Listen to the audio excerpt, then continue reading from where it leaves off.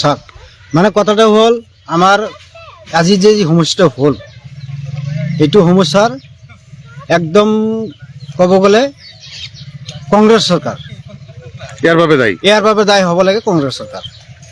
কেনেকৈ কংগ্ৰেছ চৰকাৰ দায়ী হ'ব লাগে? যেতিয়া ৰকিবুল হুছেইন বনমন্ত্ৰী আছিলে তেতিয়া আমাৰ ইয়াতে বহাইছিল, দেউতাকহঁতৰ বহাইছিল, মইতো নাজানো। গৰাখহনীয়া আছিল, ক'ত যাব?